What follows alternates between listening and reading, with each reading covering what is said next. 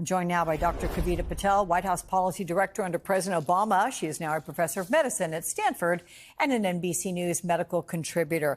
Welcome. Anything jump out at you from this report? I mean, the fact that he wins golf tournaments, that was kind of unique, you know. Yeah, Alex, those are not normally things I see on a physical, but I have to tell you, any of us, including myself, I'd be pretty excited to have this physical. It was I'll give you that.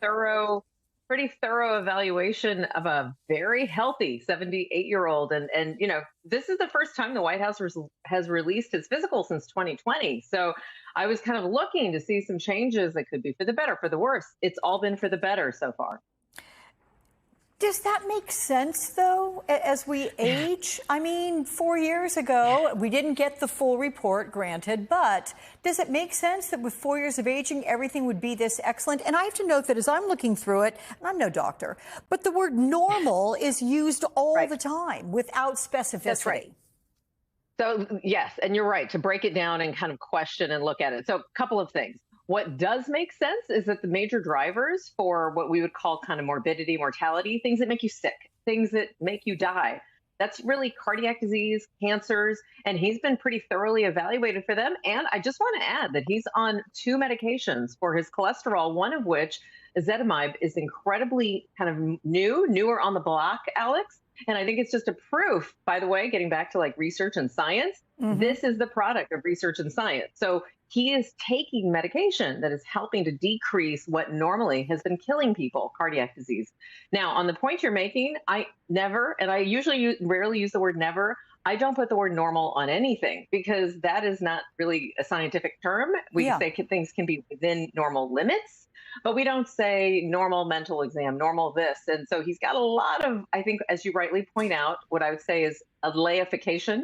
They took some medical terms and decided to make them easier for everyone to understand and understand how healthy he is. So I did look really to the vital signs and to the blood work that they did make available, CT scan, colonoscopy that they reported on from the past. Those all do appear to be not just within normal limits, but without any evidence of disease. So that's all pointing to something pretty healthy. Anything missing that you'd like to still know? Yeah. Yes. So to your point about kind of why, you know, what do we think about aging? They have what we would call kind of baseline mental status exam. That's something that I do on a lot of patients. And they said that he had a, quote, normal score 30 out of 30. One might call that perfect. But what we're really looking for is someone who's 78 years old and someone who has the responsibilities that the president does is to look for more comprehensive brain imaging. We don't see that. I would expect that if we had brain imaging, we would see evidence of aging. And to your point, Alex, are we seeing any compromise of other functional areas? We don't have any proof or evidence of that because those tests haven't been revealed. Have they been done? I don't know. But I think that that would be something that in a 78-year-old, like we have asked for from President Biden and from other presidential candidates, there have been legislators that have been calling for these types of exams all throughout, Democrat or Republican. Right. And I think we're calling into question with that last panel you had. If we're talking about somebody who's in their 80s also being president, should that become part of a standard physical for the president of the United States? And I would say that it's recommended. Yes. Okay. Dr. Kavita Patel, thank you so much for weighing in on all of it.